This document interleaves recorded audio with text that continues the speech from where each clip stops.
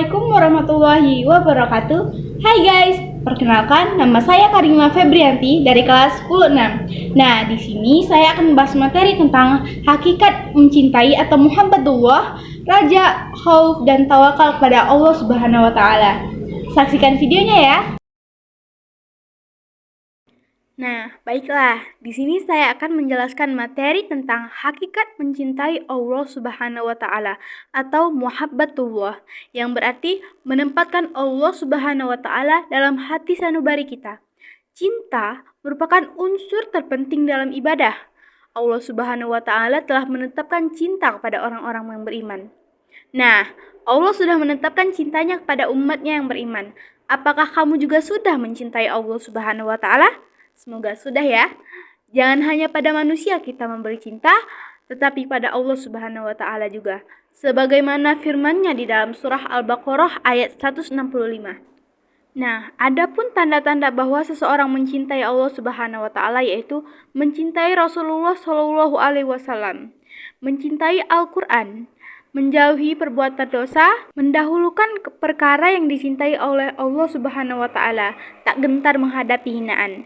Nah, selanjutnya cara untuk meningkatkan rasa cinta kepada Allah Subhanahu wa taala yaitu memahami besarnya cinta Allah Subhanahu wa taala kepada hambanya, senantiasa membersihkan hati spiritual, ilmu agama secara mendalam. Nah, selanjutnya hakikat takut kepada Allah Subhanahu wa taala atau khauf. Rasa takut merupakan sifat orang bertakwa sekaligus merupakan bukti iman kepada Allah Subhanahu wa taala serta merupakan perintah Allah. Kata khauf secara etimologis berarti khawatir, takut atau tidak merasa aman dan tertuang dalam Quran surah Al-Sajdah ayat 16. Takut pada Allah Subhanahu wa taala merupakan bukti seseorang hamba mengenalnya.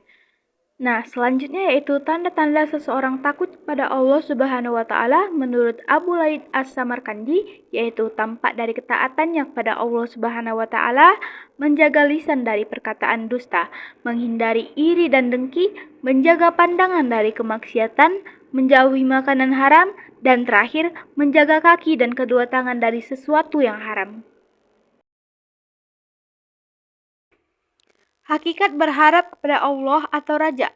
Secara etimologis, raja berarti mengharap sesuatu atau tidak putus asa.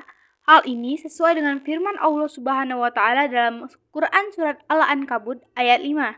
Kebalikan dari sifat raja adalah putus asa dari rahmat Allah Subhanahu wa taala.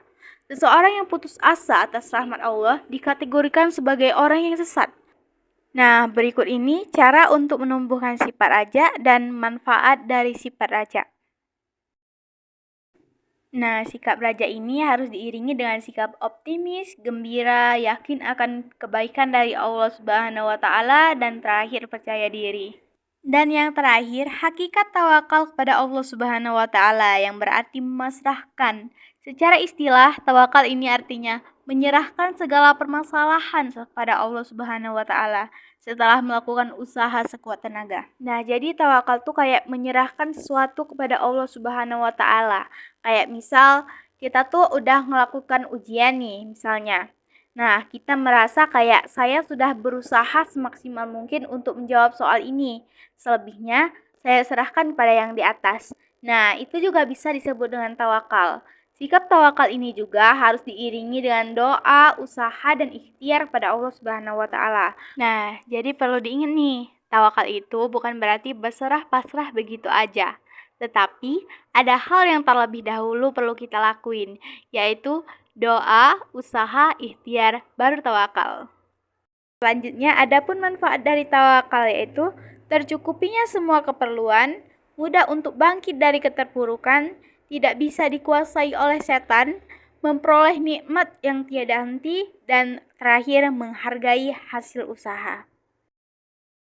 Berikut ini contoh sikap raja, khauf, tawakal kepada Allah Subhanahu wa taala.